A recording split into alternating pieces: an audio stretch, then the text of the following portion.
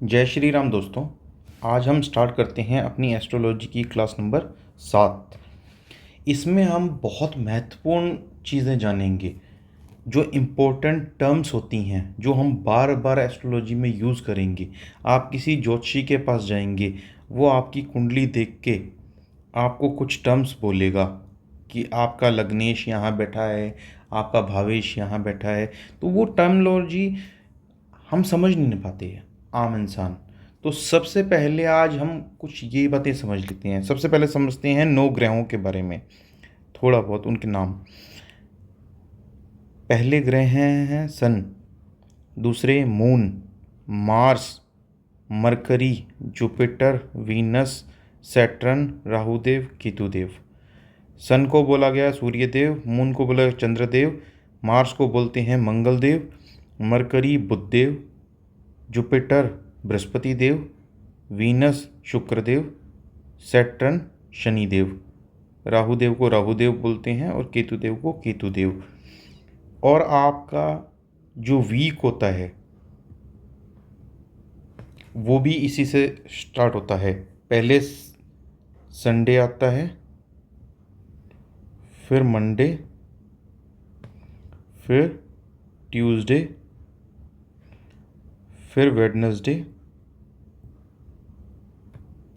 फिर थर्सडे,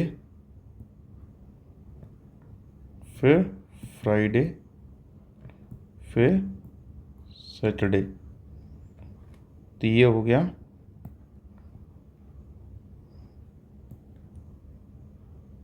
सन का। ये मून इसके देवता हैं, और ये मार्स, ये मरकरी, ये जुपिटर, ये वीनस और ये सैटर्न। ये 7 ग्रह माने गए हैं। और लास्ट के जो ये 2 ग्रह हैं, राहुदेव और केतुदेव, इनको छाया ग्रह माना गया है। जो राहुदेव हैं ये छाया ग्रह माने गए हैं शनिदेव के।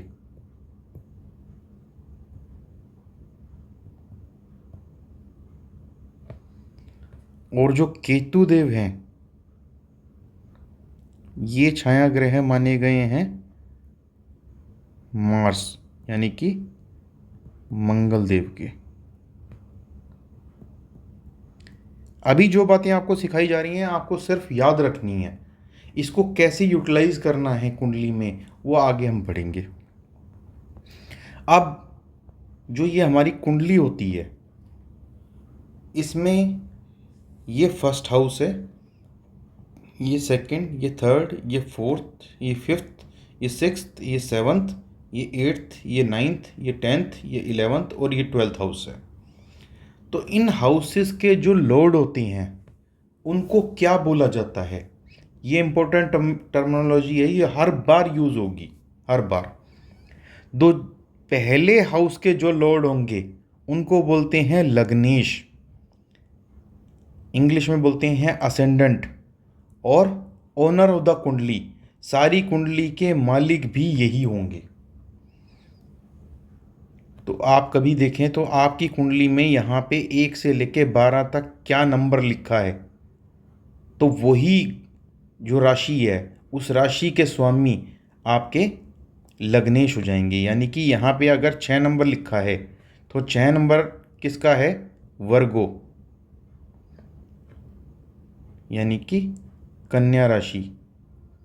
और कन्या राशि के मालिक कौन है, बुधदेव।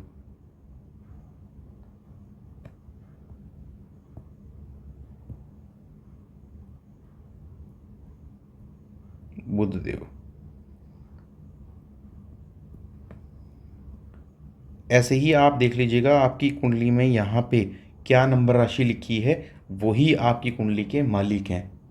और उस कुंडली के मालिक को प्रसन्न करके हम बहुत कुछ हासिल कर सकते हैं, ये आगे हम आने वाली क्लासेस में पढ़ेंगे। सेकंड हाउस के जो लॉर्ड होंगे उसको बोलते हैं धनेश। धन, धन का भाव है यहाँ पे, हमने पिछले वीडियोस में समझा था कि कौन सा भाव किस चीज़ को रिप्रेजेंट करता है। अगर किसी ने नहीं देखा हो तो आप पीछे की वीडियोस देख के समझ सकते हैं। तीसरा भाव है प्राक्रमेश, ये पराक्रम का भाव है, तो यहाँ के जो लॉर्ड होंगे उसको क्या बोलेंगे, प्राक्रमेश। चौथा भाव होता है सुख का, तो यहाँ के जो ओनर होंगे उसको बोलेंगे सुखेश। पंचम भाव के ओनर को बोलेंगे पंचमेश। सिक्स्थ हाउस के यहाँ पे जो राशि लिखी होगी उसके ओनर को बोलेंगे हम षष्ठेश। सेवन्थ हाउस के जो लॉर्ड होंगे उसको सप्तमेश, और जो एट्थ हाउस के लॉर्ड होंगे उसको अष्टमेश। नाइन्थ हाउस भाग्य का हाउस है तो उसको बोलेंगे भाग्येश। ये कर्म स्थान होता है टेंथ हाउस, तो इसको बोलेंगे कर्मेश। ये लाभ भाव होता है तो इसको बोलेंगे लाभेश, जो यहाँ का लॉर्ड होगा उसको। और ये व्यय का स्थान है यानी कि एक्सपेंसेस का, तो उसको बोलेंगे व्ययेश। ये सारी चीज़ें आप याद कर लीजिएगा कि फर्स्ट हाउस से ट्वेल्थ हाउस के जो लॉर्ड होते हैं उनको क्या बोला जाता है। अब जो पहला हाउस है, पांचवा हाउस है और नौवां हाउस है, इसको बोलते हैं त्रिकोण भाव या त्रिकोण हाउसेस। पहला, चौथा, सातवां और दसवां जो भाव होते हैं उसको बोलते हैं केंद्र भाव या केंद्र हाउसेस। दूसरा और सातवां जो भाव है उसको बोलते हैं मारक भाव या मारक हाउसेस। 6, 8 और 12 ये त्रिक भाव होते हैं या त्रिक हाउसेस, इनको अच्छा नहीं माना जाता है। 3, 6 और 11 ये उपाच्य भाव होते हैं या उपाच्य हाउसेस। 4, 8, 12 मोक्ष के हाउसेस हैं।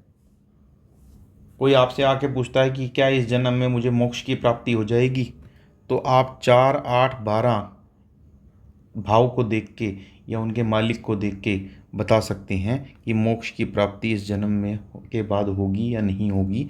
और वो कैसे देखा जाता है वो आगे जब हम प्रेडिक्शन करेंगे तब पता चलेगा। 3, 7 और 11 काम भाव।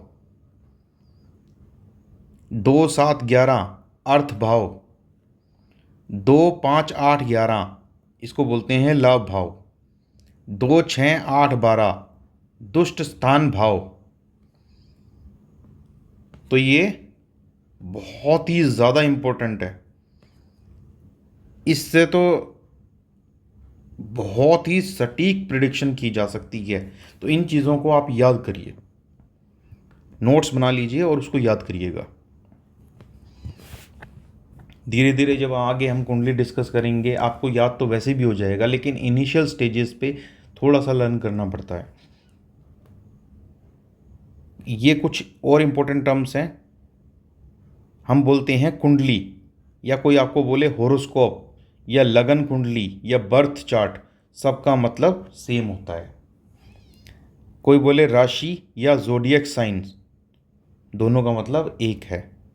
ग्रह या प्लेनेट एक मतलब है। भाव या हाउसेस, इसका मतलब ये होता है। नक्षत्र या लूनर मेंशन, इसका मतलब एक है। योगा, योग, प्लेनेटरी कम्बिनेशन, इनका मतलब एक है। दशा सिस्टम यानी कि प्लेनेटरी पीरियड। गोचर यानी कि ट्रांजिट।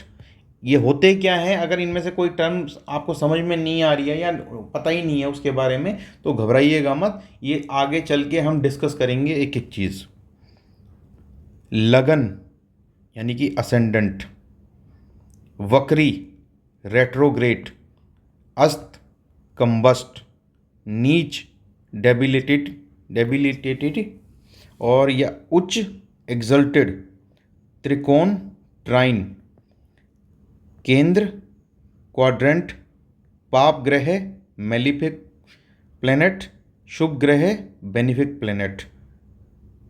अंश डिग्री। पंचांग हिंदू एल्मेनेक। पाराशरी सिस्टम वैदिक एस्ट्रोलॉजी या हिंदू एस्ट्रोलॉजी। जो हम ये सिस्टम पढ़ रहे हैं उस सिस्टम को बोलते हैं पाराशरी सिस्टम। और कोई इसको बोले कि वैदिक एस्ट्रोलॉजी है तो आप वैदिक एस्ट्रोलॉजी में भी ना घबराएं कि वो भी इसी को बोलते हैं, और हिंदू एस्ट्रोलॉजी वो भी इसी को बोलते हैं। तो तीनों का नाम एक ही है। अब ये इम्पोर्टेंट चीज़ है कि हम पाराशरी सिस्टम पढ़ रहे हैं। पाराशर ऋषि हुए थे जिन्होंने आज से लगभग 5,000 साल पहले, ऐसा माना गया है कि 5,000 साल पहले ज्योतिष विज्ञान का जन्म हुआ था। ज्योतिष विज्ञान को उन्होंने आंख बंद करके अपना ध्यान लगा के और सभी ग्रहों नक्षत्रों की जो स्थिति थी उसको समझ लिया था। तो आप लोग भी इसको समझें कि ये जो हमने टर्म्स डिस्कस करी हैं इसको याद कर लीजिए। आगे जब प्रेडिक्शन का सिस्टम आएगा तब ये सारी चीज़ें यूज होंगी, और हर स्टेप पे ये इनमें से मोस्टली चीज़ें यूज़ होंगी। तो आप लोग इसके नोट्स बना लीजिए, और जो भी चीज़ समझ में नहीं आती है आप कमेंट बॉक्स में लिखिए, और साथ साथ हर क्लास को देखते जाइए। आपका वैदिक एस्ट्रोलॉजी 100% पक्का हो जाएगा, जिससे आप अपनी कुंडली और अपने परिवार की कुंडली या किसी और की कुंडली बेहतर तरीके से समझ पाएंगे और समाज की और दूसरों की हेल्प कर पाएंगे। आज की क्लास यहीं तक। अब नेक्स्ट क्लास में पढ़ेंगे आगे की बातें। जय श्री राम।